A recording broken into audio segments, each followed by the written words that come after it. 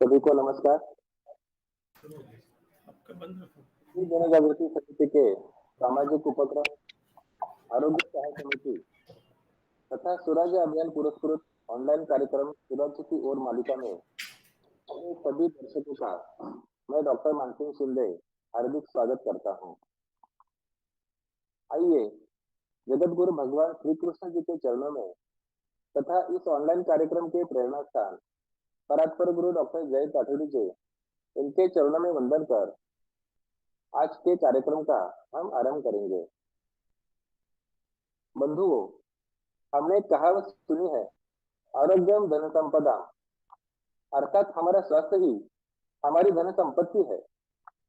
हमारे चिकित्सा उपचार में तथा हमें स्वस्थ रहने के लिए अलग अलग औषधियों का उपयोग करना पड़ता है, परंतु किसी परिवार में कोई व्यक्ति बीमार हो जाए तो उसका उपचार का खर्च एक बड़ी चुनौती बन जाता है। किसी भी उपचार में लगभग 40% खर्च तो औषधियों पर जाता है। रक्तचाप अर्थात ब्लड प्रेशर, डायबिटीज, इसके इलाज के लिए तो पूरे जीवन भर औषधियां लेनी पड़ती है और उसके दाम इतने अधिक होते हैं कि परिवार आर्थिक भार से टूट जाता है। कई बार तो महंगी औषधियों की आपूर्ति के अभाव से रोगी की मृत्यु हो जाती है और परिजन चाहे तो भी उसे बचा नहीं पाते। तो क्या इन महंगी औषधियों की बीमारी का कोई इलाज नहीं है?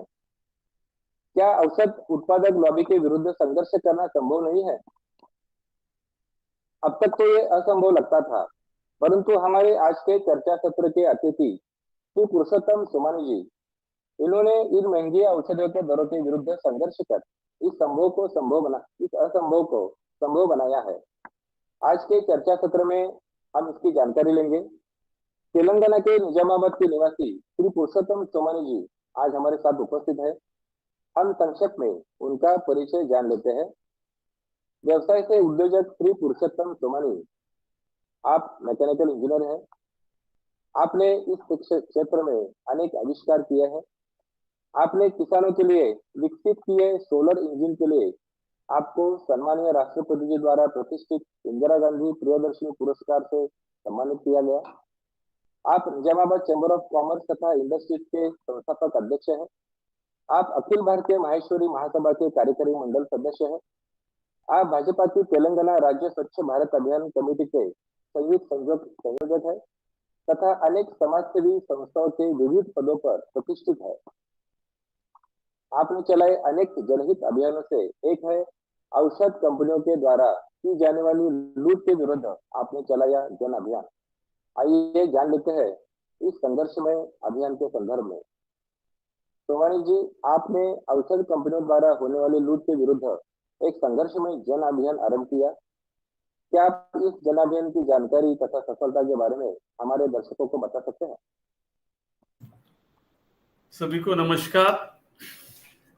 हिंदू जन जागृति के अंतर्गत आरोग्य सहाय्य समिति एवं स्वराज्य अभियान के द्वारा स्वराज्य की ओर मालिका द्वारा आयोजित इस वेबिनार में उपस्थित चेतन राजहंस जी, तरुण जी, तुकाराम जी और संचालन कर रहे डॉक्टर शिंदे जी और बाकी सभी सदस्य के प्रेरणा से आज यह वेबिनार आयोजित किया गया है।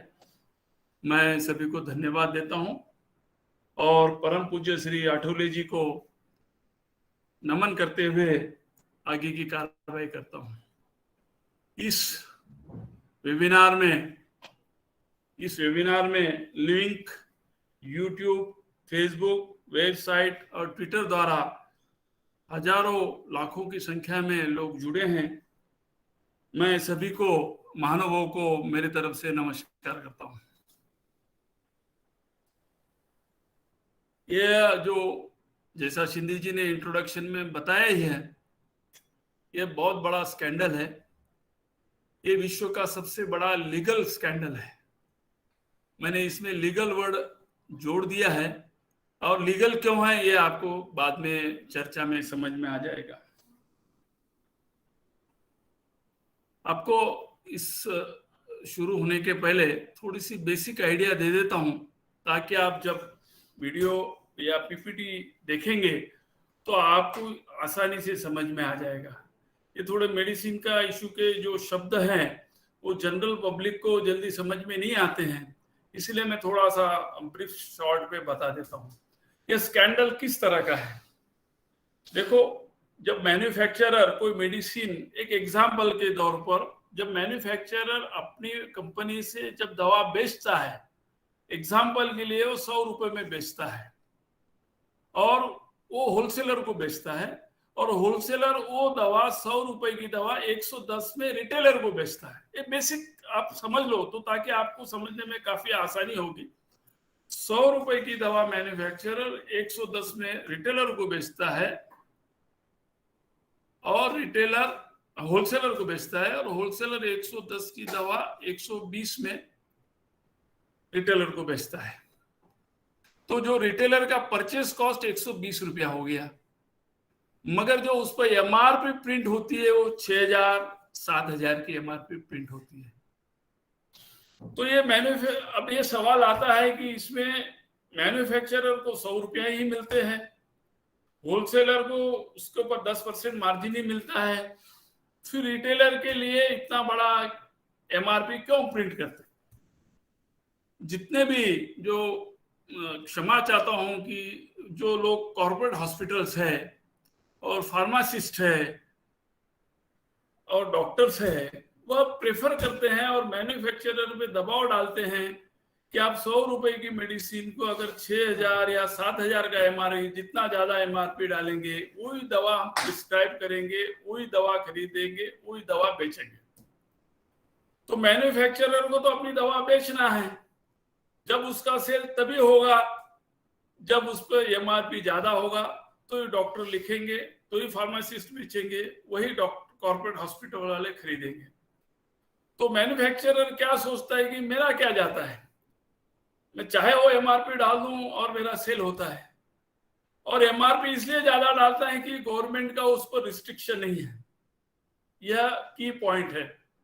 आज तक आप कितना एमआरपी डाल रहे हैं, कितने में बेच रहे हैं, उसका कोई गवर्नमेंट पे कंट्रोल नहीं है, उस पर रिस्ट्रिक्शंस नहीं है। ये फार्मा सेक्रेटरी ने मुझे राइटिंग में दिया है कि एमआरपी पर हमारा कोई कंट्रोल नहीं है।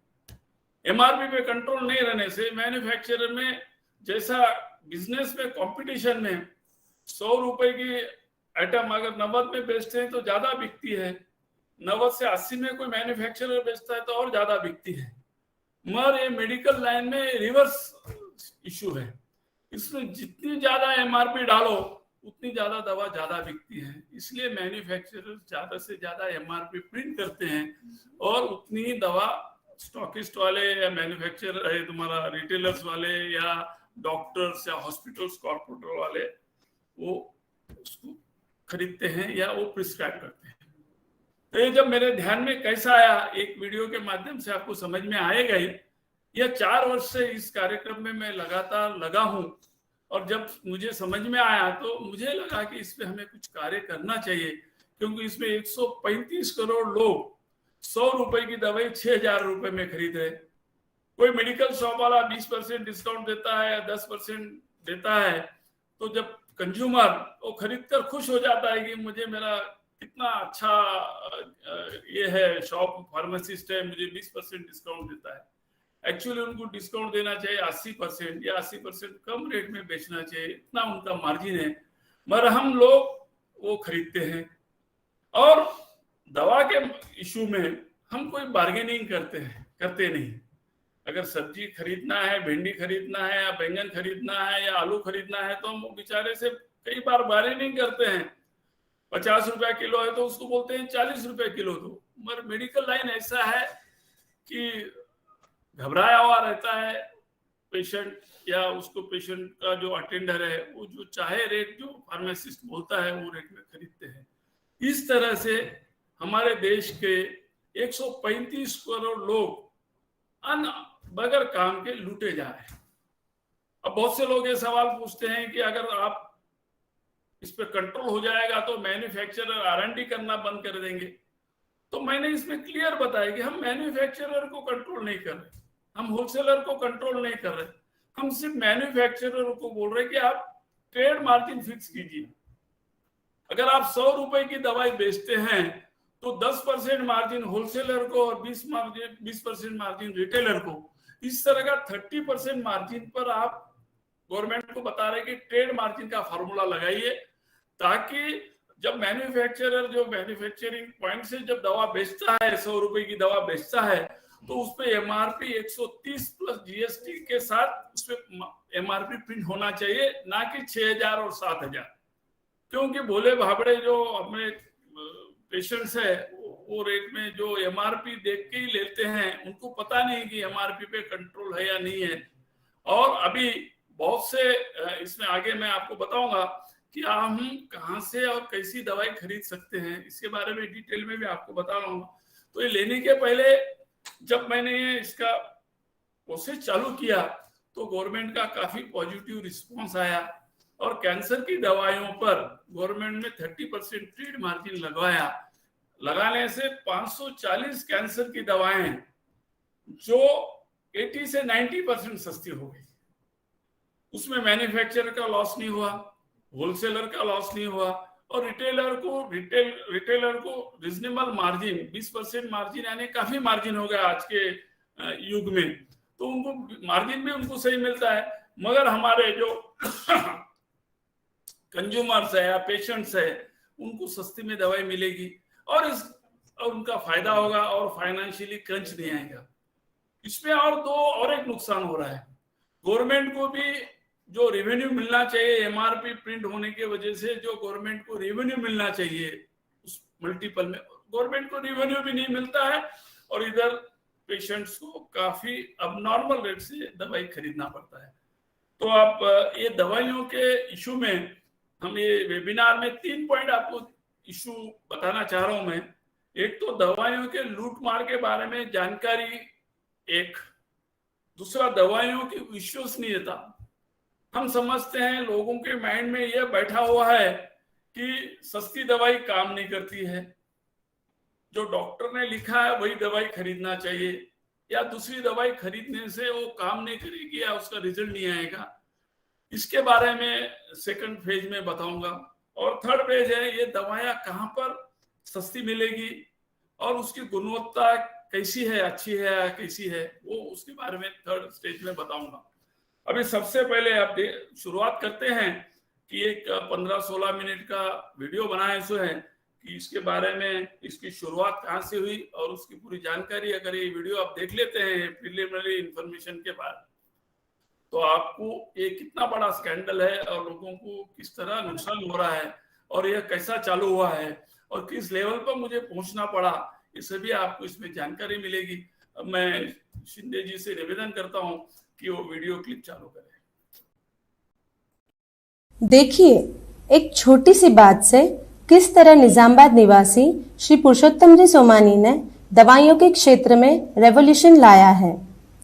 एक दिन उनका ड्राइवर उनके पास उसकी बीमार पत्नी की दवाइयों के खर्च के लिए 30,000 रुपए की मांग करने आया। तब सोमानी जी ने उसे पैसे देने के लिए सहमति दी, किंतु यह सवाल पूछा कि एक छोटी सी बीमारी के लिए 30,000 की दवाइयां क्यों लग रही है। उन्होंने अपने ड्राइवर से उसकी पत्नी की दवाइयों की डिटेल्स मंगवाई और उन दवाइयों की होलसेल कीमत पता कराई। 30,000 की दवाइयों का होलसेल मूल्य केवल 2,000 रुपए ही है। यह जानकर उन्हें बड़ा आश्चर्य हुआ।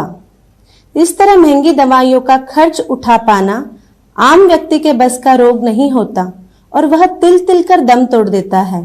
बस इसी ख्याल से मुझे इस मुद्दे पर जनहित में कुछ करना चाहिए, ऐसा संकल्प लिया। फार्मा की सभी बड़ी बड़ी कंपनियों से उन्होंने दवाइयों की manufacturing price, wholesale selling price और रिटेलर का कंज्यूमर सेलिंग प्राइस यानी एमआरपी, इन सब की जानकारी इकट्ठा की और उन्होंने यह पाया कि कंपनियों के मैन्युफैक्चरिंग सेलिंग प्राइस और दवाइयों पर प्रिंट की गई एमआरपी में 2,000 से 3,000% तक का फासला है। यानी निर्माता वितरण मूल्य से हम दवाइयां 2,000 से 3,000% अधिक मूल्य पर खरीद रहे हैं।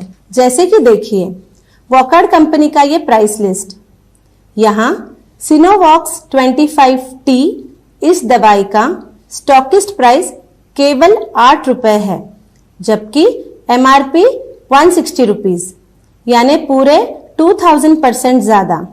उसी तरह सिप्ला कंपनी का सुहागरा 100 टैबलेट स्टॉकिस्ट को 29 रुपीज में मिलता है, जबकि उसकी MRP 480 रुपीज है, यानी टोटल 1655% ज्यादा। इसी तरह एमक्यूआर कंपनी का कार्बेटा इंजेक्शन स्टॉकिस्ट को केवल 8 रुपीज 50 पैसे में मिलता है, जबकि उसकी MRP है 130 रुपीज, यानी कि 1530% ज्यादा। अब यहां देखिए, एबॉट कंपनी का न्यूकोल टैबलेट, इसका स्टॉकिस्ट प्राइस ओनली 2 रुपीज 20 पैसे है और उसकी MRP है 39 रुपीज 80 पैसे, यानी 1809% ज्यादा मूल्य चुका रहे हैं। यह सभी रिन्यूड स्टैंडर्ड कंपनीज हैं। इसी तरह हर दवाई की डिटेल जानकारी कलेक्ट करके पूरे फैक्ट्स एंड फिगर्स के साथ 20 अक्टूबर 2018 को सोमानी जी ने honourable prime minister Shri Narendra ji Modi को पत्र लिखा कि मैन्युफैक्चरर कंपनी के एबनॉर्मल MRP प्रिंट करने के कारण किस तरह ग्राहक लुटे जा रहे हैं और इसीलिए दवाइयों पर 30% ट्रेड मार्जिन कैप लगाने की आवश्यकता है। ट्रेड मार्जिन कैप यानी मैन्युफैक्चरर का सेलिंग प्राइस और MRP के बीच का प्राइस डिफरेंस, इसे ही हम ट्रेड मार्जिन कहते हैं। 30% ट्रेड मार्जिन कैप लगाने से ना ही मैन्युफैक्चरर, ना ही होलसेलर और ना ही गवर्नमेंट के रेवेन्यू का कोई नुकसान होगा। रिटेलर भी रीजनेबल प्रॉफिट मार्जिन रखकर दवाई बेच पाएगा और सभी दवाइयों के दाम 80 से 90% तक सस्ते हो जाएंगे। इसका लाभ भारत के पूरे 130 करोड़ देशवासियों को होगा। सोमानी जी के इस प्रस्ताव पर तुरंत ही PM ऑफिस से जवाब आया। उन्होंने इस प्रस्ताव की कार्रवाई के लिए उसे IIPA यानी Indian institute of public administration के श्री सुरेश मिश्रा को फॉरवर्ड किया। IIP ने वह पत्र लीगल डिपार्टमेंट को भेजा। लीगल डिपार्टमेंट वालों ने इसे CCI यानी कंपटीशन कमीशन ऑफ इंडिया को फॉरवर्ड किया और CCI वालों ने इसे एंटी प्रॉफिटेरिंग कार्यालय को भेजा और वहां से यह पत्र अंत में फार्मास्यूटिकल डिपार्टमेंट को भेजा गया। कहने का तात्पर्य यह है कि किसी को यह पता ही नहीं कि इस पर कहां कार्रवाई होगी, क्योंकि इस प्रकार का प्रस्ताव उन्हें पहली बार ही प्राप्त हुआ था। आखिरकार फार्मास्यूटिकल डिपार्टमेंट से जवाब आया कि उनका नॉन शेड्यूल्ड ड्रग्स, जिसका कि फार्मास्यूटिकल मार्केट शेयर लगभग 80% है, उस पर उनका कोई नियंत्रण या सीलिंग नहीं है और वह सभी drugs out of price control है। फार्मास्यूटिकल डिपार्टमेंट ने यह बात भी कबूल की कि एबनॉर्मल MRP से ग्राहकों का करोड़ों रुपए का नुकसान हो रहा है। इस जनहितार्थ कार्य को फलीभूत करने हेतु सोमानी जी ने अपने मित्र श्री D सत्यनारायण जी, एक्स मिनिस्टर, जो कि 1984 से 1990 तक NT रामाराव पीरियड में कैबिनेट मिनिस्टर रह चुके हैं, को साथ लेकर कई बार दिल्ली गए। हर बार 10 से 12 दिन तक उन्हें वहीं रुकना पड़ा। अथक प्रयत्नों से vice president of India, cabinet ministers, secretaries और पॉलिटिकल लीडर्स, इन सब से मुलाकात की और अपना प्रेजेंटेशन दिया।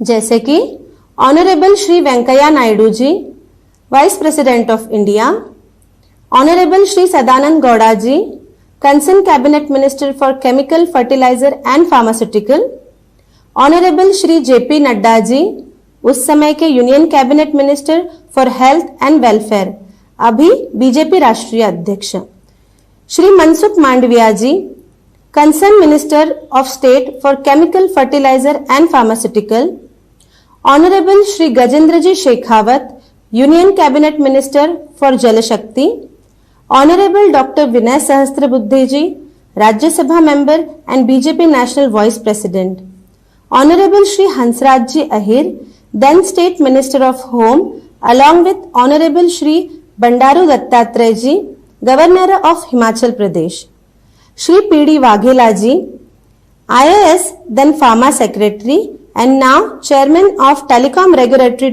Authority of India. Shubhra Singh ji, IAS, National Pharma Pricing Authority Chairperson, along with Mr. G. Ashok Kumar ji, IAS, Director Water Mission.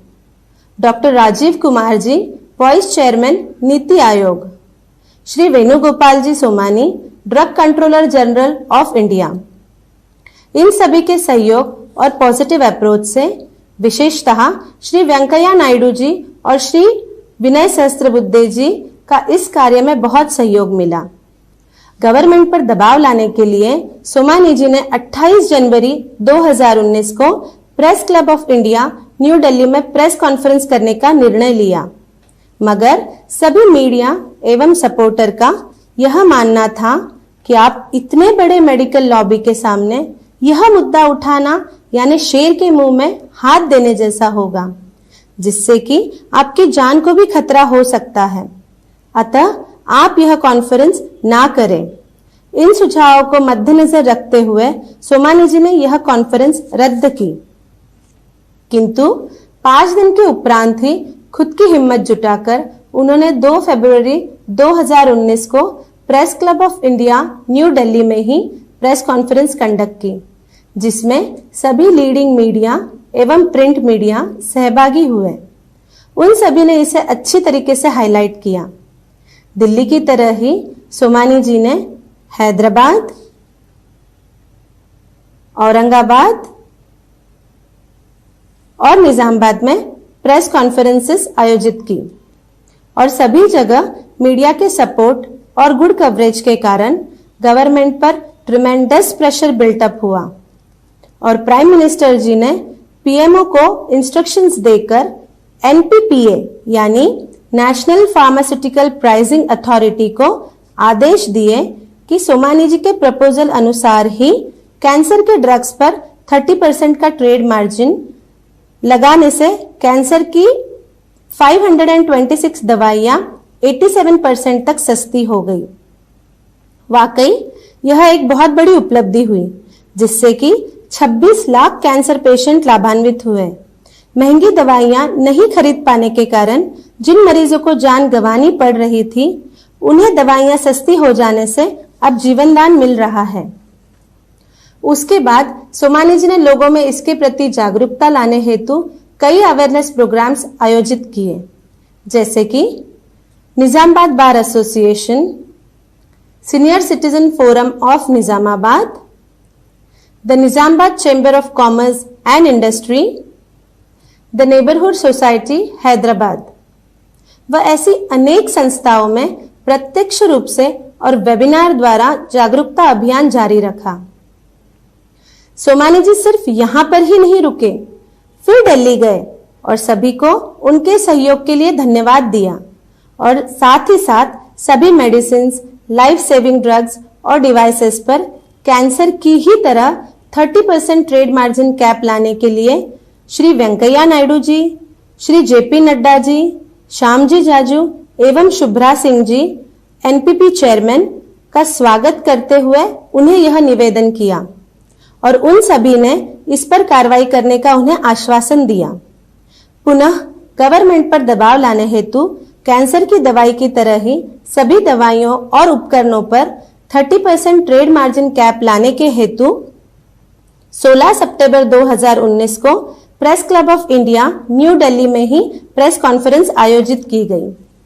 Shri Shyamji Jaju, BJP national vice president new Delhi, इन्होंने पत्र द्वारा और doctor Vinay Sahasrabuddhe ji, Rajya Sabha member, BJP national vice president new Delhi, इन्होंने mail और Twitter द्वारा cancer की दवाइयां 87% सस्ती होने का पूरा श्रेय और बधाई पुरुषोत्तम जी सोमानी को दी।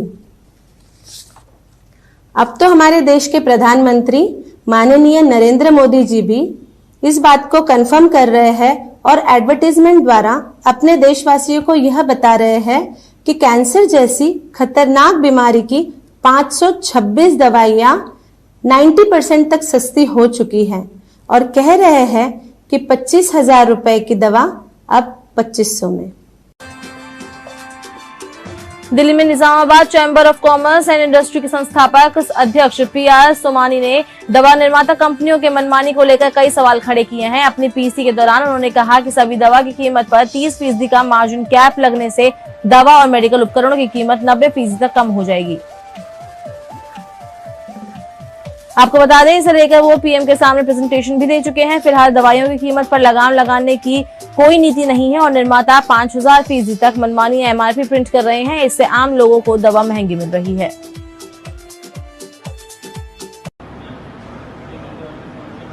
भारत लोक संख्या के विषय में सबसे बड़ा देश माना जाता है।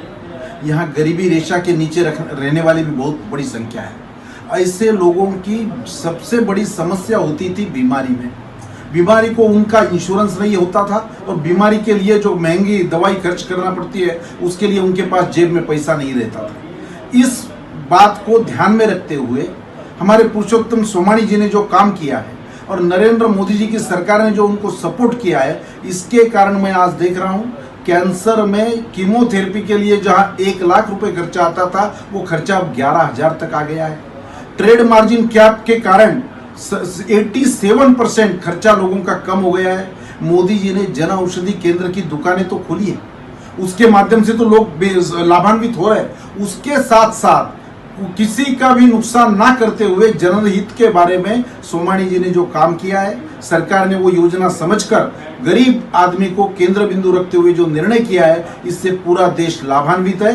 हम मोदी जी का धन्यवाद करते हैं। इस प्रकार के प्रयोग व्यक्तिगत स्तर पर आगे ले जाकर उसको क्रियान्वित करना चाहिए। ఇక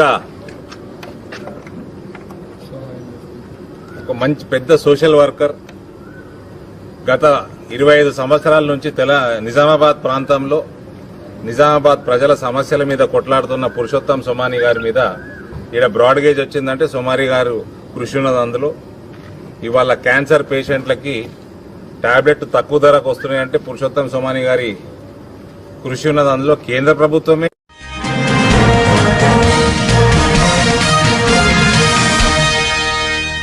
दर्शकों नमस्कार, मैं हूं रानी शर्मा, आप देख रहे हैं पी टाइम्स न्यूज। आखिर में सोमानी को मिली सफलता, दवाइयों की बढ़ती हुई कीमतों पर नियंत्रण लाने की लड़ाई में हुए सफल। दर्शकों, आखिर 65 वर्षीय इस व्यक्ति को ऐसा कौन सा खजाना मिल रहा है या मिलेगा जो व्यक्ति सुबह से लेकर शाम तक, ईस्ट से लेकर तो वेस्ट के कोने कोने तक निजामाबाद के the Nizamabad chamber of commerce industry के संस्थापक अध्यक्ष पुरुषोत्तम सोमानी दवाइयों की कीमतें कम कराने हेतु उपराष्ट्रपति से लेकर तो केंद्रीय मंत्री तक स्वयं खर्च से मिलकर मात्र जन सामान्य को इसका फायदा होने हेतु यह कार्य कर रहे हैं और अब उन्हें सफलता भी मिली है। आइए देखिए इस वीडियो में। दी है ट्रेड मार्जिन कैप यानी क्या? ट्रेड मार्जिन कैप का मतलब यह है कि जो मैन्युफैक्चरर जो स्टॉकिस्ट को रेट बेचता है और रिटेलर पेशेंट को जो रेट से बेचता है उसमें का जो डिफरेंस है उसको ट्रेड मार्जिन कैप कहा जाता है। जैसा कि अगर मैन्युफैक्चरर कोई दवाई 100 रुपए में स्टॉकिस्ट को बेचता है और उस पर MRP 30 रुपए 130 की है तो 30% का ट्रेड मार्जिन कैप होगा। इसको इसके लिए उसके वो जो 30% को ट्रेड मार्जिन कैप कहा जाता है। इस पे आपको कोई सफलता मिली है क्या? मुझे इस पर बहुत बड़ी सफलता मिली है। मोदी जी ने इस पर एक्शन ली है और पीएमओ ऑफिस की तरफ से बहुत ही ट्रिमेंडस प्रेशर फार्मास्यूटिकल डिपार्टमेंट की तरफ को दिया गया है और उसके वजह से एक ट्रायल बेसिस पे उन्होंने कैंसर के ड्रग पर ट्रेड मार्जिन कैप लाया है और वो ट्रेड मार्जिन कैप लाने की वजह से आज कैंसर की दवाएं 87% तक 8 माह से सस्ती हो गई है। और आज जो देश में जो 25 लाख कैंसर के पेशेंट पीड़ित है उसमें से कम 10 लाख पेशेंट दवाई नहीं खरीद पाने की वजह से मृत्यु हो रहे हैं। तो अब ये जो ट्रेड मार्जिन कैप आने से और जो दवाएं सस्ती होने से इनको काफी पेशेंट को लाभ मिलेगा और उनके लाइफ सेव होंगे।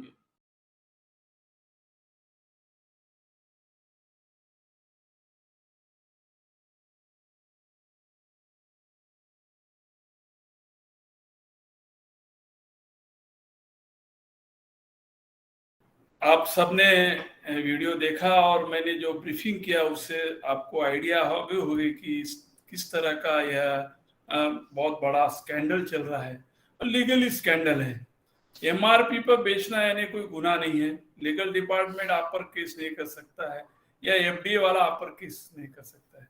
अगर एमआरपी से ज्यादा बेचते हैं तो आप पर केस होती है, मगर एमआरपी पे बेचने से नहीं होती है। मगर एमआरपी पे कंट्रोल नहीं होने की वजह से सभी लोग दवाई क्षेत्र में दवाइयां खरीद रहे हैं, तो उसमें लूटे जा रहे हैं और देश का भी काफी नुकसान हो रहा है। तो मेरा वही, इस पर से आपको आइडिया आ गया होगा कि ये कितना बड़ा लॉबी है और कितना बड़ा ये लूटमार चल रही है और सामान्य आदमी किस तरह दुखी हो रहा है और दवाई नहीं खरीदने की वजह से अपने जान को खो रहा है। तो इसके लिए काफी आपने तो सुन लिया है कि आज के तारीख में बहुत से लोगों को ये माइंड में है कि अगर सस्ती दवाई खरीदेंगे तो काम करेगी या नहीं करेगी, भारी की दवाई लेंगे तो काम करेगी, डॉक्टर ने जो दवाई लिखी है वही दवाई खरीदने से मुझे रिलीफ मिलेगा, ये जो भ्रांति है वो देश में फैलाई गई है। तो भ्रांति को भी दूर करना है। जितनी भी दवाइयां मैन्युफैक्चरिंग होती है, आपको सिंपल बताता हूं, मैंने तो डीप में स्टडी किया है और फार्मा सेक्रेटरी या एनपीपी चेयरमैन को फीडबैक पूरी मैं ही देता हूं और वो पूरे उससे संतुष्ट है। जो मार्केट में जितनी भी मेडिसिन मिलती है उसमें से 2 या 3% पेटेंट मेडिसिन है। जो मैन्युफैक्चरर अपना मॉलिक्यूल बनाता है उसको उसके मर्जी से रेट फिक्स करने का अधिकार है। जैसा कोविड में जो वैक्सीन बना है, उनका वैक्सीन बना तो उन्होंने अपनी एमआरपी लगा दी, मगर 3% के अलावा जो 97% जो मेडिसिन जो मार्केट में मिल रही है वो सारी दवाइयां जेनरिक है, उसको जेनरिक कहा जाता है क्योंकि पेटेंट खत्म होने के बाद वो दवाई कोई भी मैन्युफैक्चरर अपनी फैक्ट्री में मैन्युफैक्चरिंग कर सकता है, अपने ब्रांड से बेच सकता है। पूरे वर्ल्ड में इसी जेनरिक मेडिसिन ही कहा जाता है, मगर भारत में ये उसको उन्होंने लोगों को मिसगाइड किया है, ब्रांड के नाम से बेचते हैं, वो ब्रांडेड मेडिसिन हो गया। और दूसरी दवाई गवर्नमेंट ने बोले भाई जेनरिक बनाओ, तो उन्होंने जेनरिक बनाया तो जेनरिक पर भी ब्रांड नेम डाल दिया उन्होंने। तो आज कोई भी मेडिकल शॉप में या डॉक्टरों को पूछिए कि कौन सी जेनरिक है कौन सी ब्रांडेड है, उनको पता ही नहीं है, क्योंकि दोनों पे भी जेनरिक नेम है, दोनों पे भी ब्रांड नेम है। तो जेनरिक मेडिसिन उसी को कहते हैं जिसपे सॉल्ट का नाम है, मॉलिक्यूल का नाम है। जैसा पैरासिटामोल, डोलो नहीं, पैरासिटामोल उस पे नाम है जो उसमें सॉल्ट है और वो सॉल्ट नाम लिखते हैं, that is called generic medicine. Dolo बोलते हैं तो ब्रांडेड। तो जो मार्केट में जितनी भी दवाइयां मिल रही हैं वो सभी ही ब्रांडेड है, साथ साथ में जेनरिक भी है, वो जेनरिक ही है। मगर लोगों के माइंड में क्या है, हम ब्रांडेड अगर सिप्ला के खरीदेंगे, एमक्यू के खरीदेंगे, एबॉट के खरीदेंगे तो ब्रांडेड है, अच्छी काम करेगी। और बहुत से डॉक्टर ये बात बोलते हैं, मेरा काफी आर्गुमेंट भी होता है डॉक्टरों से, तो डॉक्टर बोलते हैं हमें ब्रांडेड लिखते हैं। मगर जब उनके मैं क्वेश्चन आंसर करता हूं तो आपको कॉलेज में, आपके मेडिकल कॉलेज में तो आपको ब्रांड नेम नहीं सिखाते हैं, आपको तो सॉल्ट नेम सिखाते हैं। ये सॉल्ट यूज करेंगे तो ये डिसीज ठीक होगा, ये सॉल्ट यूज करेंगे तो ये डिसीज होगा। तो आपको क्या पता कि कौन सा ब्रांडेड है कौन सा जेनरिक है। तो कई डॉक्टरों से मैं डिबेट करता हूं, जो मैन्युफैक्चरर जेनरिक दवाई के नाम से बेचते हैं तो वो बोलते हैं सिप्ला की है तो ब्रांडेड हो गया। तो लोगों के माइंड में एक बैठा हुआ है कि अगर Cipla company, Abbott company, Wockhardt company इस नाम से अगर बिकती हैं तो ब्रांडेड, पर ऐसा कुछ भी नहीं है। सभी दवाइयां जेनरिक है, सभी दवाइयां बिल्कुल ही उसकी क्वालिटी अच्छी है क्योंकि वो लेबोरेटरी में टेस्ट होती है, एफडीए द्वारा टेस्ट होती है। अगर उसका 100% पोटेंसी होना पड़ता है जब भी वो दवा मार्केट में आती है। और एक्सपायरी डेट इस तरह का फिक्स करते हैं कि उसकी पोटेंसी ना लास्ट तक 90% रहे। अगर 90% के नीचे चले जाती है पोटेंसी उसके एक्सपायरी पीरियड में, तो फार्मासिस्ट पे बहुत बड़ी केस होती है, उस पर 7 साल की सजा होती है। तो मैं आपको यह विश्वास दिलाना चाहता हूं कि जितने भी मार्केट में जितनी भी मेडिसिन अवेलेबल है वह सभी अच्छी दवाई है, सभी टेस्टेड है, सभी एफडीए द्वारा उस पर कंट्रोल होता है और सभी दवाएं अच्छी है। तो हम जो मार्केट में दवाई खरीदते हैं तो आप सॉल्ट के नाम से खरीदिए, ब्रांड के नाम से मत खरीदिए।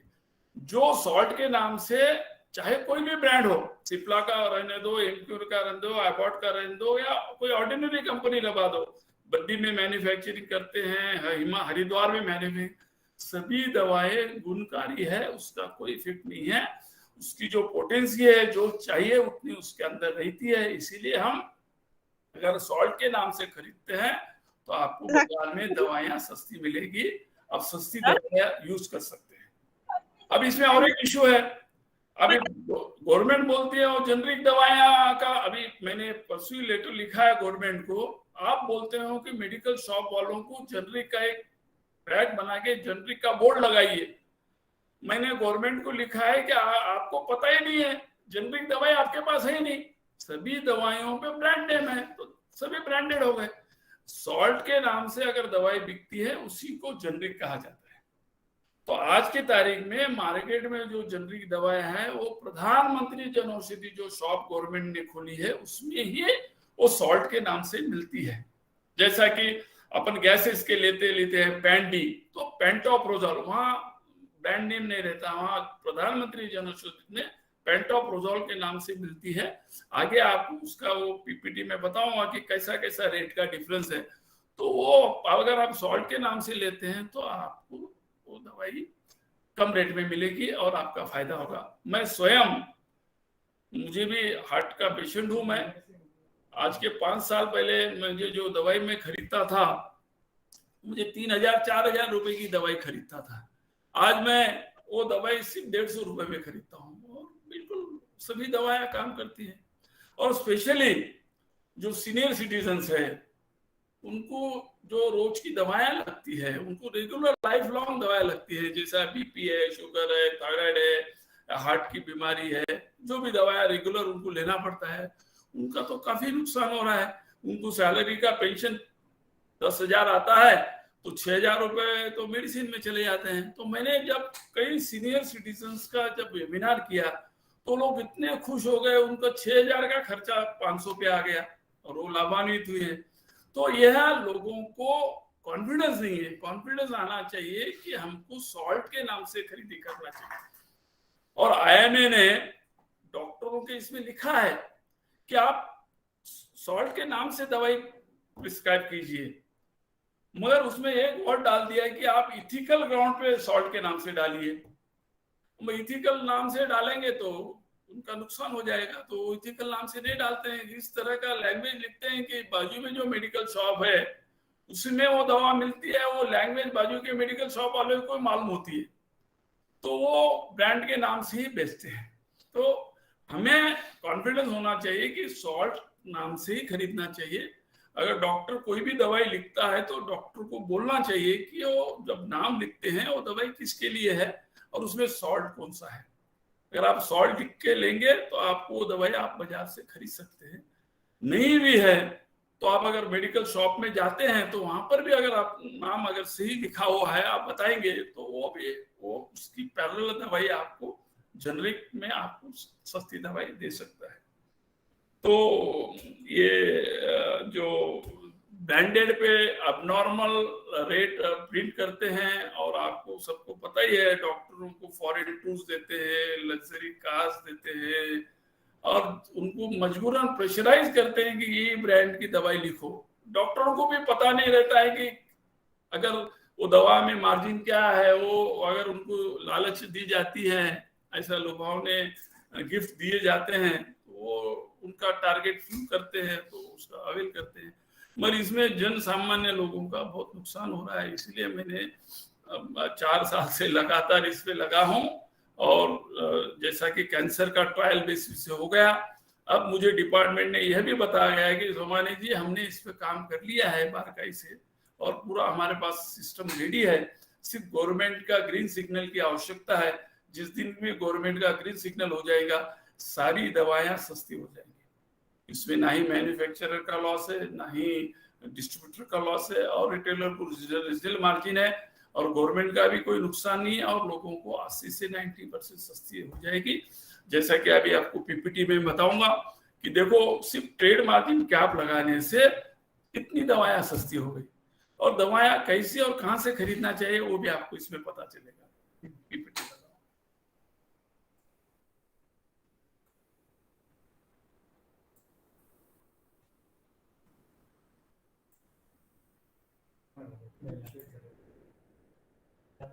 First starting.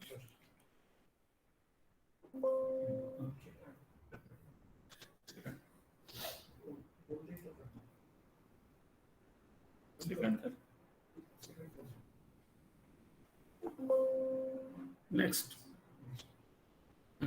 अभी देखो रिवाइज एंटी कैंसर की जो एमआरपी ट्रेड मार्जिन कैप लाने से जो पहले जैसा पैक्टिटैक्सेल जो टैबलेट है उसका ओल्ड एमआरपी 3,917 रुपया है, सिर्फ ट्रेड मार्जिन कैप लगाने से एमआरपी डाउन हो गया, तो अभी आपको 508 में हमारे पेशेंट्स को मिलती है, 87% प्राइस रिडक्शन हो गया।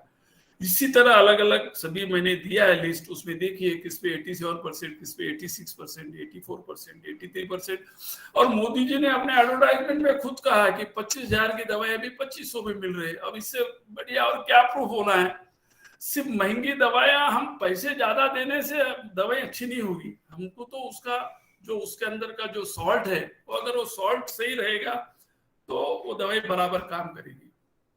अभी देखो ये अभी आपको बता दूं कि मेडिकल ये जो मैन्युफैक्चरर्स है बहुत गैम्बलिंग करते हैं या मैजिक कर इसमें हेराफेरी करते हैं। एक तो ब्रांडेड के नाम से निकालते हैं, दूसरा जेनरिक नाम से निकालते हैं, मगर दोनों पे एमआरपी करीबन सेम ही रहती है, ब्रांडेड पे भी और जेनरिक ब्रांडेड पे भी। और कई मेडिकल शॉप वालों को पूछा मैंने, बताइए आप जेनरिक कौन सी है, ब्रांडेड कौन सी है, वो बता नहीं पाते। होलसेल वाले वो बता नहीं पाते, सिर्फ मैन्युफैक्चरर को मालूम है कि कौन सी जेनरिक है और कौन सी ब्रांडेड है, और उनको मार्जिन देते हैं। कि जैसो ऐसे देखिए, जैसा कि गैस की दवाई है पेंटोसिल, ये सिप्ला कंपनी की है, सिप्ला यानी ब्रांडेड। ये मैंने जो होलसेलर का परचेस कॉस्ट 13 रुपए 50 पैसा है, बता 30 रुपीज 13 रुपए पर, मगर उस पे एमआरपी 118 रुपया 65 पैसा है। अब देखिए अब ये नाम अगर किसी को ट्रायल करना है, देखना है, तो एक बार नाम लिख लिए, पेंटोसिक सिप्ला कंपनी का मार्केट में 118 रुपए 65 पैसे में मिलती है। और आप कोई भी शॉप पे जाओ, आपको एमआरपी देखकर 118 रुपए 65 पैसे में ही आपको देता है वो। और वही मेडिसिन बैठ जाओ, वही मेडिसिन अगर आप आजकल चेन खुले हैं जेनरिक शॉप के, दवा इंडिया, सस्ती दवाई, मेडिजिन, जी लैब इंडिया, ऐसे कई जेनरिक शॉप्स खुले हैं, उनके चेन है, वो लोग आपको मैक्सिमम डिस्काउंट में आपको मेडिसिन देते हैं। अगर रेगुलर शॉप पे जाएंगे तो आपको एमआरपी पे देंगे, और जेनरिक एक्सक्लूसिव जेनरिक शॉप है उस पे भी एमआरपी वही रहता है, हमारा डिस्काउंट रेट में आपको देते हैं। हमें मालूम होना चाहिए कि कहाँ से खरीदना है। जैसा देखो एलर्जी की दवाई मोन्टेओ गेल्सी वाकार्ड कंपनी की है, वो 15 रुपए में परचेस कॉस्ट है उसका रिटेलर्स का, और वो बेचता 164 रुपीज में। वैसे बीपी की दवाई देखिए 7 रुपए 90 पैसे में आती है, अब मार्केट में आप 66 रुपए में खरीदते हैं। वही प्रॉपर आप मेडिकल शॉप पे गए तो आपको 11 रुपए में मिलती है। डायबिटीज की दवाई झाइडस कंपनी की देखो 8 रुपए 50 पैसा रेट है, वही दवाई अगर आप मार्केट में एमआरपी पे खरीदेंगे तो 72 रुपीज है। वो प्रॉपर शॉप से आप लेंगे, वो आपको नेक्स्ट इसमें बताऊंगा 11 रुपए 50 पैसे मिलेगी। कोलेस्ट्रॉल की है, आईवी सेट की है, हार्ट अटैक की, ऐसे कई मेरे पास लिस्ट है, और कई लोगों का इसके वजह से फायदा हो रहा है। सिर्फ जानकारी न होने की वजह से, विश्वास नहीं होने की वजह से, कॉन्फिडेंस नहीं होने की वजह से हम डायरेक्ट रेगुलर शॉप से दवाई खरीदते हैं और उसमें हमारा नुकसान होता है। अगर आप गूगल पे आप सर्च करते हैं जेनरिक शॉप नियर मी, तो आपको कई शॉप्स के चेन जो दवा इंडिया, सस्ती दवाई वगैरह हैं, वो शॉप से आप खरीदेंगे तो आपको 70%, 80%, 90% डिस्काउंट करके दवाएं देते हैं। तो यही मैं गवर्नमेंट को बता रहा हूँ कि भाई उन्हें डिस्काउंट क्यों करना चाहिए। कस्टमर को, कंज्यूमर को ये मालूम होना चाहिए कि एमआरपी फिक्स है, एमआरपी मार्जिन सही है, तो एमआरपी पे खरीदेगा। अभी आप बोलेंगे कोई शॉप वाला 80% डिस्काउंट देगा, वही दवाई कोई शॉप वाला 10% ही देगा, तो कंज्यूमर को कैसा पता चलेगा कि हमें कहा उसका असली रेट क्या है।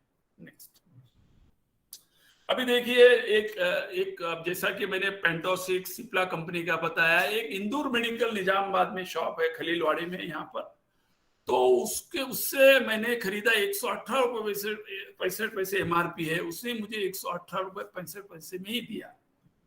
और दूसरी दवाई देखिए वहां से मैंने ये स्ट्रिप लाया, वही दवाई जैसा कि मैंने बोला ना चेन है जो जेनरिक चेन सा, वो मेडिजिन फार्मेसी है, वो सेम दवाई पेंटोसिक सेम सिप्ला कंपनी का, वो 118 रुपए 65 पैसे एमआरपी है, वो उसने मुझे 20 रुपए में दिया। क्वालिटी सेम है, कंपनी सेम है, ब्रांड सेम है, मॉडल सेम है, स्ट्रिप सेम है, एवरीथिंग सेम। एक जगह 118 रुपए 65 पैसे में रेगुलर शॉप वाला बेचता है और दूसरा 20 रुपए में देता है, तो ये हमें मालूम होना चाहिए। तो अभी थर्ड इसमें मैं बताऊंगा कि हम कहां से और कैसी दवाएं खरीदेंगे। उसी तरह देखो ये मेडिसिन जो मोन्टिलो कॉस्ट सोडियम और सिट्रिजिन जो सर्दी के लिए एलर्जी के लिए सभी लोग काफी लोग लेते हैं, वो वाकार्ड कंपनी का है। वही देखो उसका एमआरपी 164 रुपीज है और उसने 164 में देता है। दोनों सेम स्ट्रिप है, सेम कंपनी है, सेम प्रोडक्ट है। वही मैंने मेडिसिन से खरीदा, उसने मुझे 164 रुपए का मेडिसिन मुझे सिर्फ 30 रुपए में दिया। 30 रुपए में दिया। तो इस तरह का हमें पता होना चाहिए कि मेडिसिन कहां से खरीदना चाहिए ताकि उसमें हमें फायदा हो। नेक्स्ट, अभी देखो मेरोपियन इंजेक्शन इसका एमआरपी है देखो 3299 रुपीज। ये रिटेल शॉप वालों को 224 रुपीज में आता है, वो 3299 में बेचता है। तो हमें पता ही नहीं, हम समझते हैं भाई जो एमआरपी है वो सही है। अगर आपको प्रॉपर चैनल मालूम है तो आप 224 में खरीद सकता है। इसका एक एग्जांपल बताता हूं। मेरे दो मित्र दो हॉस्पिटल में एडमिट थे, एक पुणे में था, एक हैदराबाद में था। हैदराबाद वाले को पता नहीं कि सोमानी जी को मेडिसिन के बारे में आइडिया है, तो उसने वो मेडिसिन, वो जो इंटेस्टाइन में इन्फेक्शन हो जाता है, अभी कोविड में भी मेरोपियन इंजेक्शन यूज हुआ है, तो उसने सारी दवाएं 3299 में 200 इंजेक्शन लिए उन्हें, सवेरे दोपहर में और शाम में, ऐसा 200 इंजेक्शन खरीदे। उसका करीबन 8 लाख रुपया खर्च हुआ। और जो पुणे में मेरा एक मित्र गोविंद सोनी बोल के था, उसकी वाइफ एडमिट थी, उसने मुझे कंसल्ट किया और मैंने उसको जो दवाई दी, उसको मैंने होलसेलर से दवाई दिलाई, उसको सिर्फ 30,000 रुपए में दवाई मिली। इस तरह का उसका 7,70,000 का फायदा हुआ। जो अगर उसको 30,000 में दवा न मिलती तो शायद उसकी वाइफ नहीं बचती। आज वो बिल्कुल स्वस्थ है और अच्छी है, क्योंकि वो कैपेबल नहीं है 8 लाख रुपए खर्च करने के लिए। इस तरह की बहुत बड़ी धांधलियां हैं। तो इसमें अपने को नॉलेज रहने से, आप सिर्फ नॉलेज यह गेन करने से आप अपना फायदा करा सकते हैं, अपने गली वालों का फायदा करा सकते हैं, अपने परिवार का फायदा करा सकते हैं, अपने गांव वालों का फायदा करा सकते हैं, और कोई भी आपको अप्रोच करने से आप उनको गाइड कर सकते हैं और आपका मेडिसिन का खर्चा काफी कम कर सकते हैं। वैसे देखो पैरासीटामोल इंजेक्शन, ये भी इंजेक्शन कोविड में बहुत यूज हुआ, बहुत चले लोग। अगर हम पैरासीटामोल टैबलेट लेते हैं उसके बजाय इंजेक्शन देते हैं। उसका एमआरपी 397 रुपीज। वही मेडिसिन अगर आप होलसेल शॉप से लेते हैं, आपका उसका एक्चुअल कॉस्ट है 37 रुपीज। तो आपको इतना 37 यानी 397, देखो आपको कितने नुकसान हो रहा है। तो ये मालूमात नहीं होने से अपना लॉस हो रहा है। अभी देखो, अभी जैसा मैंने वो जेनरिक शॉप का बताया, ऐसा अभी प्रधानमंत्री जन औषधि शॉप से देखिए। अगर आप प्रधानमंत्री जन औषधि शॉप में जो जेनरिक शॉप है जो बताया मैंने, उस पे एमआरपी तो ज्यादा रहती है, वो डिस्काउंट देते हैं। मतलब प्रधानमंत्री जन औषधि शॉप में एमआरपी और कॉस्टिंग सेम है, वो स्ट्रिप पे एमआरपी फिक्स रहती है, तो आपको यहाँ पर प्रॉब्लम नहीं हो सकता है। आपको सही दाम पे दवाई आप खरीद सकते हैं। जो जेनरिक शॉप में उन्हें 80% देना डिस्काउंट, 70% देना, 60% देना, उसकी मर्जी की बात है। मगर प्रधानमंत्री जन औषधि शॉप जो गवर्नमेंट ने खुली है उसमें काफी दवाइयां सस्ते हैं, जो डे टू डे पूरे वहां पर पूरी दवाइयां उपलब्ध नहीं है, और मगर जो रेगुलर दवाएं लगते हैं वो उपलब्ध हैं, वो आप हम ले सकते हैं। जैसा कि पेंटोप्रोजोल जो सॉल्ट है, जो मैंने पेंटासेक बोला है, वो आपको सिर्फ 11 रुपए में एक स्ट्रिप मिलती है। वही दवाई आप बाजार में खरीदेंगे तो 118 रुपए में मिलती है। बताना है जिसको कोलेस्ट्रॉल की है, ये रोजोस्टेटिन, जिसको भी कोलेस्ट्रॉल है ज्यादा या हार्ट का पेशेंट है उसको ये दवाई लगती है, वो 16 रुपए में स्ट्रिप आती है 10 टैबलेट की, 10 mg की। और वही आप बाजार में खरीदते हैं तो सन फार्मा कंपनी की 249 रुपीज है।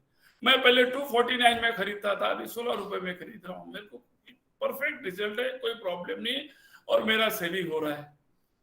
बीपी की दवाई वो 9 रुपए में आती है, अगर आप बाजार से लेते हैं तो 60 रुपए में है।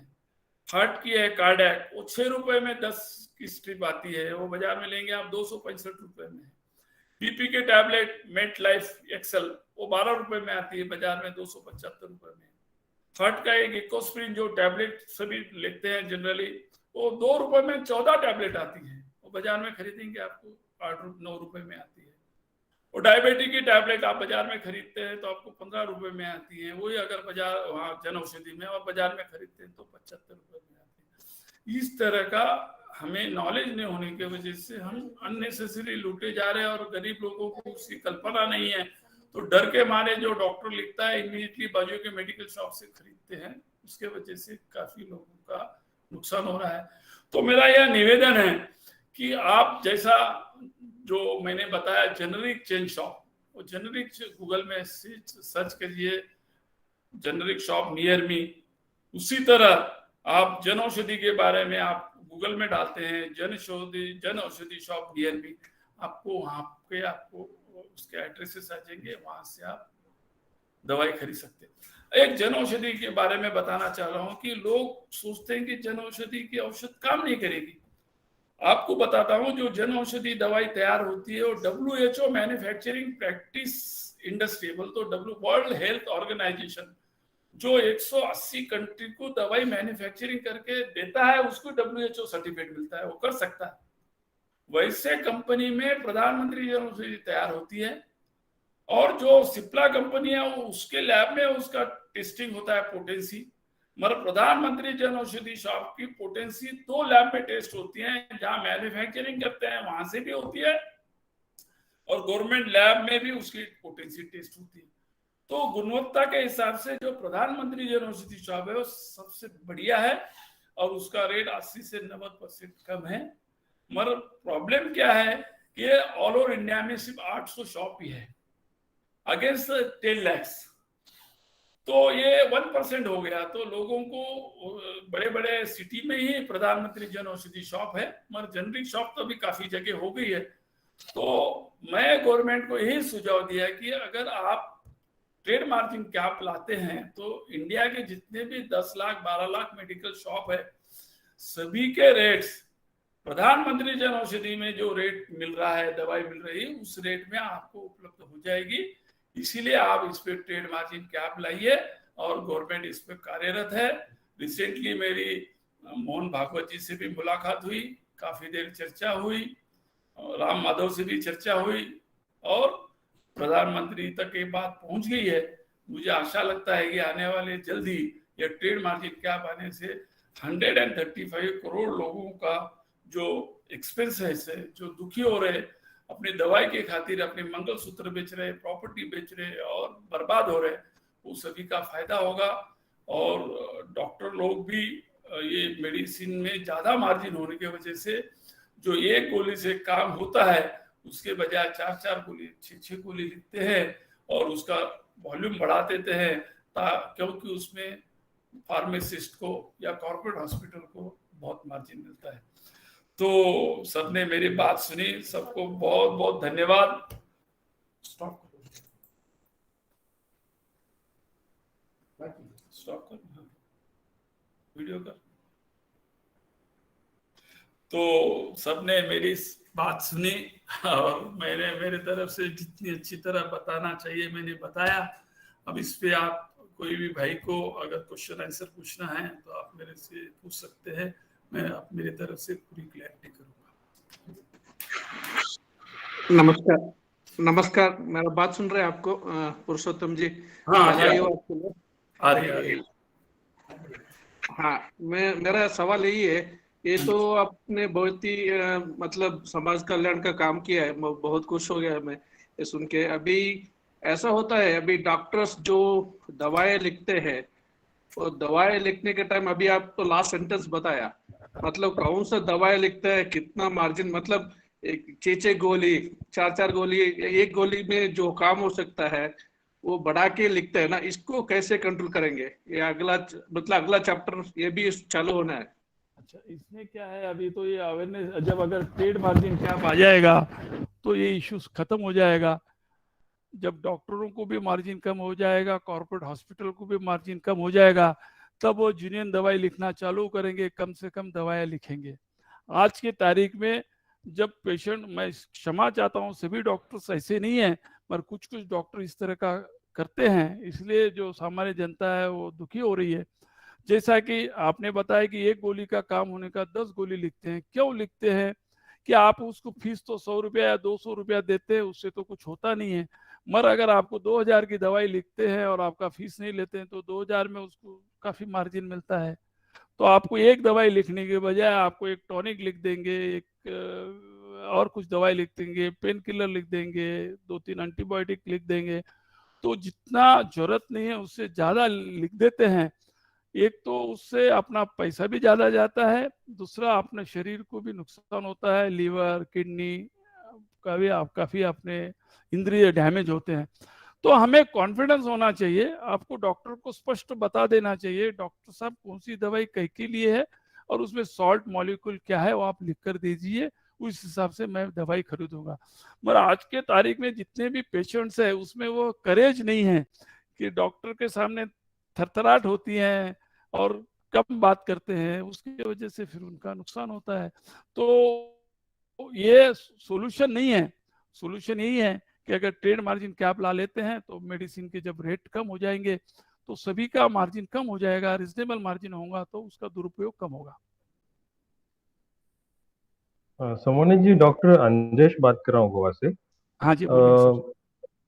ये तो मतलब ये तो एक अभी जो हमने आपसे जानकारी ली, तो ये यहाँ पे एलोपैथिक मेडिसिन के बारे में आपने सभी जो बातें बताई, तो हाँ जी। ये तो हर एक सिस्टम में अभी ध्यान में आता है। तो मैं होम्योपैथिक प्रैक्टिस करता था, तो वहां पर भी ये ध्यान में आता है कि जो एमआरपी है तो हाँ जी। वो अलग अलग कंपनीज के अलग अलग रेट्स हैं। तो क्या हाँ जी। हम अभी सिस्टम्स में ये ला सकते हैं या सिर्फ अभी हमने यहाँ से शुरुआत की? कैसे आगे कैसे हो सकता है इसके बारे में?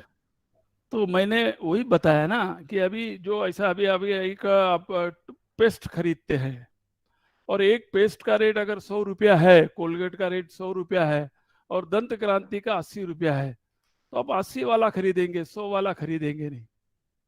तो दूसरे फील्ड में कॉम्पिटिशन है, मेडिसिन में कॉम्पिटिशन नहीं है। मेडिसिन में उल्टा कॉम्पिटिशन है, जितना ज्यादा एमआरपी बढ़कर लगाएंगे उतना प्रिस्क्रिप्शन उसको सेल होगा। तो इसका ऊपर एक ही इलाज है कि इसको ट्रेड मार्जिन कैप लाना है। मैंने नब्ज पकड़ी है, जो मेन नब्ज है, इसमें कोई दूसरा इश्यू नहीं है। अगर सिर्फ एमआरपी, जो मैन्युफैक्चरर 100 रुपए में मैन्युफैक्चरिंग करता है तो उसका एमआरपी 130 होना चाहिए प्लस जीएसटी। जब जिस दिन 130 का ट्रेड मार्जिन जैसा कैंसर के ड्रग्स में हो गया तो ये सब डॉक्टर लोग भी पूरा लिखेंगे। और गवर्नमेंट को ये भी मैं रिक्वेस्ट कर रहा हूँ कि डॉक्टरों को प्रेशराइज करे, बाइंडिंग करे, they should write only on salt name. अगर वो सॉल्ट नेम नहीं लिखते हैं तो उनको पनिशमेंट का प्रावधान होना चाहिए। अभी क्या हो गया कि इसमें प्रावधान नहीं है पनिशमेंट का, सिर्फ गवर्नमेंट ने आईएमए को लिखा है कि आप इथिकल ग्राउंड पे आप सॉल्ट का नाम लिखना चाहिए, मगर इथिकल पे कोई पनिशमेंट नहीं है। उसकी इच्छा है तो लिखेगा, नहीं है तो नहीं लिखेगा। जो जूनियर डॉक्टर है वो इथिकल वे सॉल्ट का नाम लिखेगा, बाकी लोग नहीं लिखते हैं।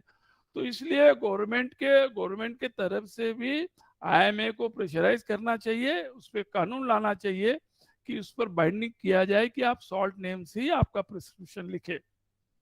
मगर अगर ट्रेड मार्जिन कैप आ जाता है तो मेरे ख्याल से सारी समस्या खत्म हो जाएगी। तो इसका अवेयरनेस हमने कॉमन मैन तक ये विषय हमें अगर पहुंचाना है तो हम और किस प्रकार से इसमें अभियान ले सकते हैं? तो आपने तो शुरू किया है। तो मैंने आपने भी अभियान चालू किया, आपके पूरे जो पार्टिसिपेंट्स है सबको इसका लाभ होगा ही, मगर ये थोड़ा मुश्किल है। हम कितने लोगों तक पहुंच सकते हैं? वेबिनार द्वारा या अभियान द्वारा पहुंच सकते हैं, मगर 135 करोड़ तक तो नहीं पहुंच सकते हैं। कुछ लोगों को जैसा हमारे निजामाबाद में काफी जो प्रधानमंत्री जन औषधि शॉप है वहां पर क्यों लगी रहती है, यहाँ काफी अवेयरनेस हो गया।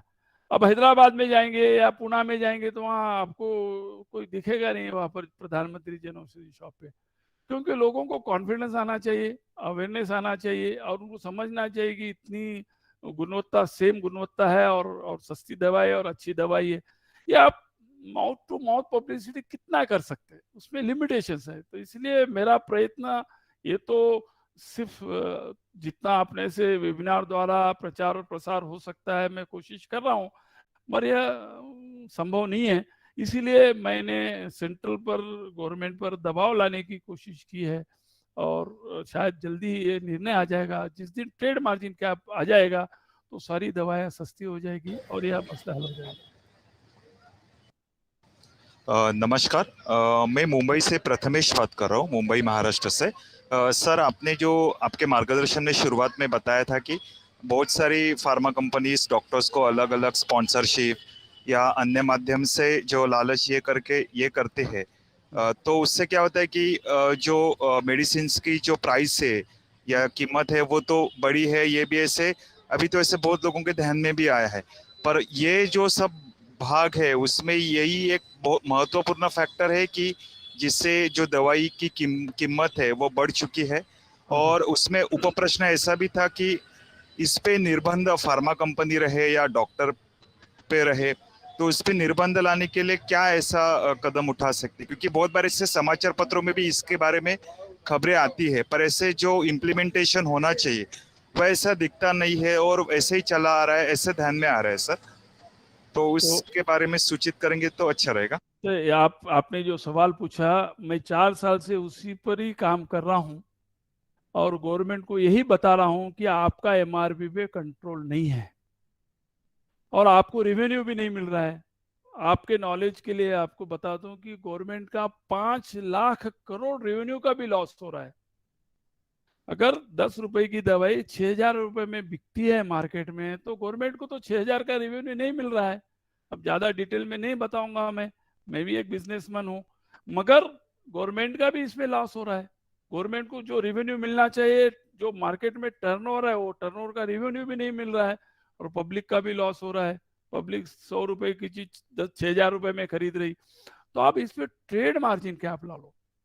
अगर 100 मैन्युफैक्चरर ज्यादा से ज्यादा बढ़ाएगा, 100 का 200 करेगा, 6,000 तो नहीं करेगा, क्योंकि उसको भी जीएसटी पे करना है, टैक्सेस पे करना है, तो भी ज्यादा बढ़ाएगा नहीं। जिस दिन ट्रेड मार्जिन कैप हो जाएगा उस दिन मार्केट में कंपटीशन होगा और जब कंपटीशन होगा तो डोलो 1 रुपए में मिलती है तो एनासिन आपको 80 पैसे में मिलेगी। वो कंपटीशन चालू हो जाएगा तो कंज्यूमर को कम कीमत में मेडिसिन मिलेगी। वो जैसा दूसरे मैंने जैसा पेस्ट का एग्जांपल दिया वैसा कंपटीशन होगा। आज के तारीख में वो कंपटीशन नहीं है, क्योंकि एमआरपी बहुत ज्यादा प्रिंट होती है, उसको उसके कंसर्न कॉर्पोरेट हॉस्पिटल्स या फार्मासिस्ट को उसका लाभ होता है और पेशेंट भी उसी धरती पे जाता है कि जो डॉक्टर ने लिखा वही दवाई खरीदना है। तो इस वजह से ये सभी घोटाला चल रहा है। नमस्कार सर, मैं प्रीतम बोल रहा हूँ महाराष्ट्र मुंबई से। आपसे बहुत ही अच्छी और महत्वपूर्ण जानकारी मिली सर। आपको एक ऐसा पूछना था कि जैसे कैंसर के बारे में आपने जो अभियान चलाया उससे अच्छी सफलता मिली, वैसे ही कई दवाइयां हैं जो जीवन भर लेनी पड़ती है, जैसे कि ब्लड प्रेशर का हो, डायबिटीज का हो। आपने तो सर बताया कि गवर्नमेंट इसके लिए सकारात्मक है, लेकिन कितना ऐसा समय लगेगा या हम हमारे ओर से और क्या सहयोग आपको करना पड़ेगा? जैसे जैसे कैंसर के बारे में जो सफलता मिली, वैसे ही सब दवाइयाँ कम दाम में मिले, हम क्या सहयोग कर सकते हैं और इसकी मुहिम क्या रहेगी? हाँ, ऐसा तो पूछना था सर। नहीं, ये बिल्कुल सही है। ये सभी ने प्रधानमंत्री को, फार्मा सेक्रेटरी को, सभी को पत्र लिखना चाहिए और प्रूफ के साथ भेजना चाहिए कि जो दवाई पेंटोप्रोजोल, जो सॉल्ट की दवाई है, पेंटोसिक नाम की, सिप्ला कंपनी की, मेरे पास पूरे प्रूफ है। जब 13 रुपए में आती है तो उस पर MRP 118 रुपए 65 पैसे क्यों प्रिंट होती है? इसमें हमारा लॉस हो रहा है। इसमें ट्रेड मार्जिन क्या अप्लाई? क्योंकि जो कानून है, कानून में कोई प्रोविजन नहीं है कि MRP पर कंट्रोल करे। जैसा उन्होंने कैंसर के ड्रग्स पे कंट्रोल किया, वैसा मेरा लगातार प्रेशर है कि सभी मेडिसिन के अलावा डिवाइसेस, जो लाइफ सेविंग ड्रग्स है, वो सभी पर आप ट्रेड मार्जिन कैप लाइए ताकि 80 से 90% सस्ती हो जाएगी। यह सिर्फ इंडिया में नहीं है, ये पूरे वर्ल्ड में है इस तरह का माहौल। तो इंडिया, मेरे ख्याल से India is the only first country जिन्होंने कैंसर पर ट्रेड मार्जिन कैप लाया। और शायद आपको जल्दी सुनने में आएगा कि सभी दवाइयों पे ट्रेड मार्जिन कैप आ जाएगा। तो India will be the first country in the world we has brought the trade margin cap on the medicine. आपने काफी सुना होगा, ट्रंप ने जाते जाते भी ये मेडिसिन स्कैंडल के बारे में काफी कोशिश की, मगर शायद वो सक्सेस नहीं हुए। ट्रंप भी, उन्होंने जाते जाते काफी इस पर सर्कुलर निकाले और काफी इच्छा जाहिर की, फिर भी वो नहीं कर पाए। मगर मुझे लगता है कि मोदी जी के इसमें यह शक्य है और वो इंडिया में जरूर ट्रेड मार्जिन कैप आ जाएगा और सारी दवाएं सस्ती हो जाएगी। हाँ, नमस्कार सोमानी जी। मैं महाराष्ट्र सांगली से संतोष देसाई बात कर रहा हूँ। मतलब आपने जो जानकारी दी है ना, मतलब उसके बारे में हमें बिल्कुल ही पता नहीं था ऐसे डिटेल में। तो एक अच्छी जानकारी दी है ताकि हम लोगों तक ये बात पहुंचा सकते हैं। हाँ जी। दूसरी बात ये है कि जैसे कि आपने बोला कि सरकार पे प्रेशर लाना है तभी वो कर सकती है, तो हमें ये आपसे पूछना था, ये हमें थोड़ा सा जानकारी चाहिए कि जैसे हम यहाँ पे तहसील होता है, तहसीलदार बोलते हैं उसको, या फिर कलेक्टर, जिलाधिकारी रहता है, जो प्रशासन में रहते हैं, गवर्नमेंट के अंडर काम करते हैं, तो उनको कुछ ऐसे संगठन या फिर कुछ लोग मिलके ऐसे प्रूफ के साथ एक अर्जी, निवेदन बोलते हो, आवेदन, तो ऐसा देकर के कुछ परिणामकारकता हो सकती है क्या?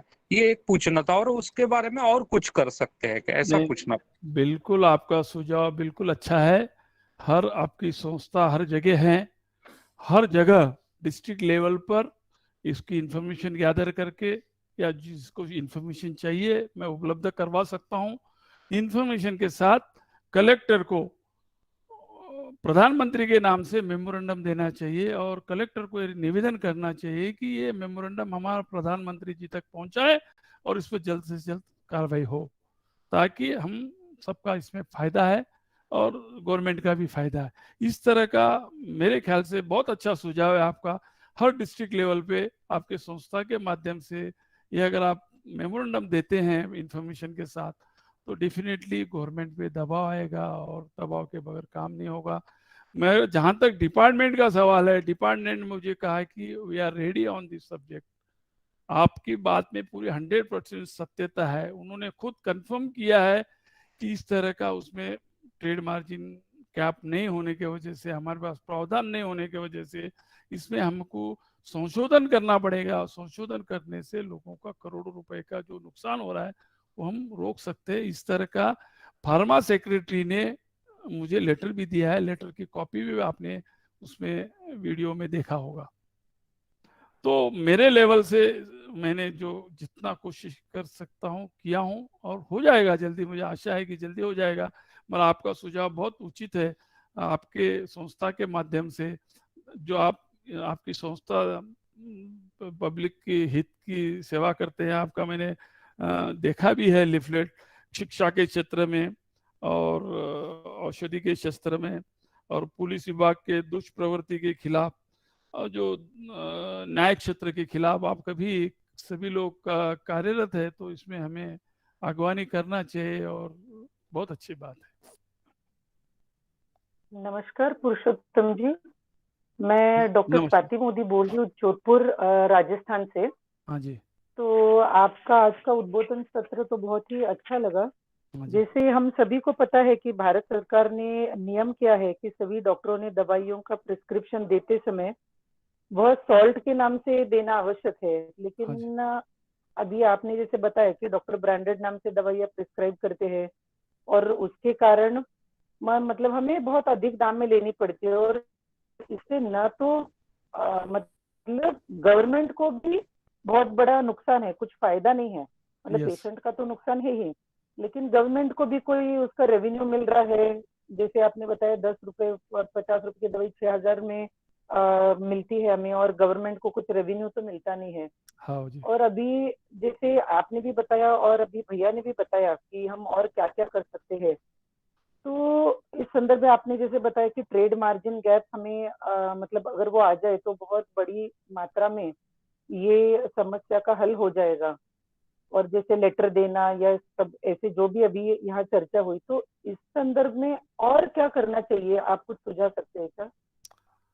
नहीं, अभी तो मेरा ख्याल से वही अच्छा है कि लेटर प्रधानमंत्री जी को भी डायरेक्ट कॉपी भेजना चाहिए, फार्मा सेक्रेटरी को भेजना चाहिए, हेल्थ मिनिस्टर को भी भेजना चाहिए।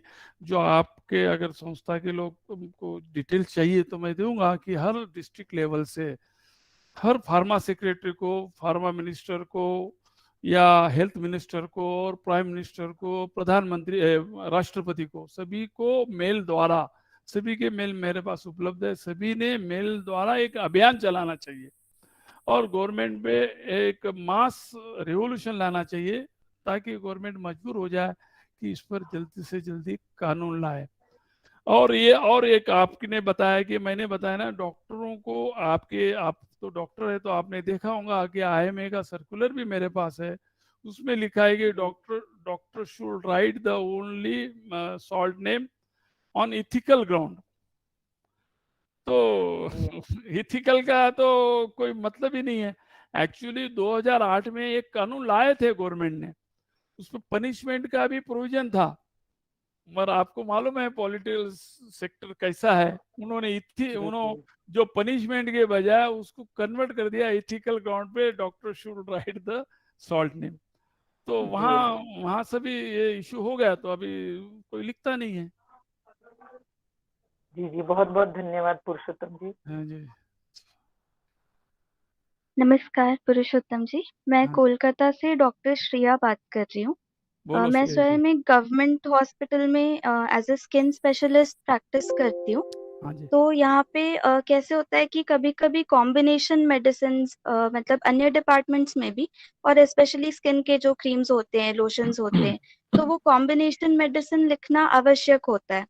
तो जेनेरिक स्टोर्स पे अनेक समय वो मिलती नहीं है और अन्य शॉप्स पे जब पेशेंट्स जाते हैं तो वहाँ पे जो दवा विक्रेता है वो अपनी मर्जी से उन्हें कोई भी ब्रांड का वो देते हैं, संभवतः उन्हें जिसमें अधिक लाभ हो वो ब्रांड वो सेल कर देते हैं।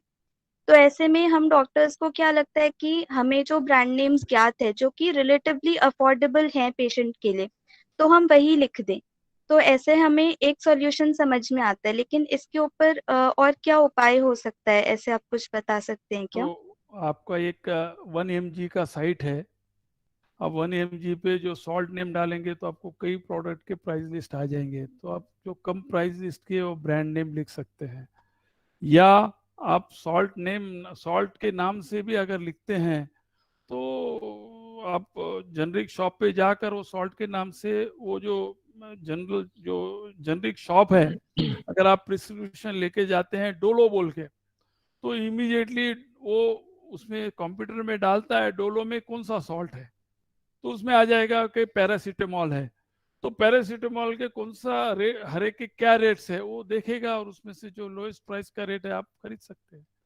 तो ये थोड़ा सा एक्सरसाइज तो है और सबको कमिटेड और बाइंडिंग रहना पड़ता है कि थोड़ा नॉलेज भी लेना पड़ता है कि जेनरिक शॉप पे जाकर उस सॉल्ट के नाम से खरीदना चाहिए, ना कि बाजू के शॉप से या रेगुलर रिटेल शॉप से खरीदना चाहिए। ये थोड़ा एक्सरसाइज करने से और जो रूटीन आपके स्किन्स में तो रेगुलर मेडिसिन का यूज होता है, बार बार यूज करना पड़ता है, तो उस तरह से आप उनको हेल्प कर सकती है। आप भी थोड़ा स्टडी कर सकती है 1 mg पे जाकर, जो सॉल्ट नेम डालकर आप कौन से प्रोडक्ट है, कौन से कंपनी का लोएस्ट रेट है, वो आप चेक करके, वो आप अगर आप स्टडी करके आपके रिकॉर्ड रखती है और वही नाम से, अगर ब्रांड नेम से अगर आप देते हैं तो पेशेंट को फायदा होगा। नमस्कार जी धन्यवाद। धन्यवाद। नमस्कार, हम अभी रुकेंगे, हमारा समय हो गया है। हाँ जी, धन्यवाद सोमानी जी। चलो, आपकी यह संघर्षमय परंतु सफल अभियान का प्रवास हम सभी के लिए एक प्रेरणा का स्रोत है। इससे ध्यान में आता है कि मन में समाज सेवा का तीव्र लगन हो तो एक व्यक्ति कितना बड़ा संघर्ष कर सफलता प्राप्त कर सकता है। आज के इस चर्चा सत्र में आप सहभागी हुए, इसलिए हम आपके आभारी हैं। धन्यवाद सोमानी जी। बहुत बहुत आज के- धन्यवाद।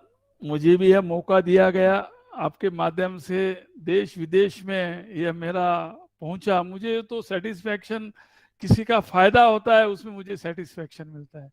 और मैंने, आपने मेरा वीडियो भी देखा होगा, अभी मुझे पैसों से सेटिस्फैक्शन नहीं है। अगर समाज को उसका फायदा होता है, उनके सेव होती हैं, तो उसमें मुझे बहुत बड़ा सेटिस्फैक्शन मिलता है। इसीलिए लगातार मैं 4 वर्ष से, मेरा काफ़ी व्यवसाय होते हुए भी मैं व्यवसाय की तरफ 10% ध्यान देता हूँ, 90% डेली इसी पर ही काम करता हूँ। और आप देखेंगे तो मेरे ऑफिस में करीबन कई फाइल्स उसके पड़े हैं, और डिपार्टमेंट भी कुछ इन्फॉर्मेशन चाहिए तो मुझे पूछती हैं, उसके बारे में मैं क्लैरिटी देता हूँ। और ऑफिसर लोगों को भी इतने इसके बारे में इतनी बारीकाई से उन्होंने कभी ध्यान नहीं दी है। जनरल ऐसा MRP के बारे में किसी के ध्यान में, नजर में भी नहीं आता है कि इस तरह का होता है करके, इसलिए ये चल रहा है। तो आपके माध्यम से, जैसा कि उन एक ने पूछा कि हम इसका प्रचार प्रसार का, आपके माध्यम से हर गांव-गांव में प्रचार प्रसार भी कर सकते हैं। अगर बड़े-बड़े फिजिकली वेबिनार, फिजिकल अगर कॉन्फ्रेंस करना चाहते हैं 1-2-4 जगह बड़े-बड़े सिटी में, तो मैं मेरा समय भी दे सकता हूँ। और आप डिस्ट्रिक्ट लेवल पर छोटे-छोटे ग्रुप में भी कुछ अगर ट्रेनिंग सेंटर लेकर आपके कार्यकर्ता के माध्यम से भी प्रचार प्रसार कर सकते हैं। और दूसरी बात, ये नॉलेज जो पूरा कलेक्टर लेवल पर और प्राइम मिनिस्टर लेवल पर कलेक्टर को कॉपी देकर आप मेल द्वारा अगर प्रधानमंत्री को, बड़े संख्या में प्रधानमंत्री को, हेल्थ मिनिस्टर को और फार्मा मिनिस्टर को, फार्मा सेक्रेटरी को अगर आप मोर्चा करते हैं तो शायद थोड़ा जल्दी यह इम्प्लीमेंट हो जाएगा। एक बार इम्प्लीमेंट हो गया तो मेरे ख्याल से जितने भी प्रॉब्लम्स, क्वेश्चंस पूछे, उसका हल निकल जाएगा। तो पुनश्च एक बार सभी को मुझे सुनने के लिए सभी का धन्यवाद। हाँ सोमानी जी, धन्यवाद आपका। आज के इस कार्यक्रम से हमें महत्वपूर्ण जानकारी प्राप्त हुई, इसलिए हम भगवान श्री कृष्ण जी के चरणों में कृतज्ञता व्यक्त करके रुकेंगे। नमस्कार। नमस्कार।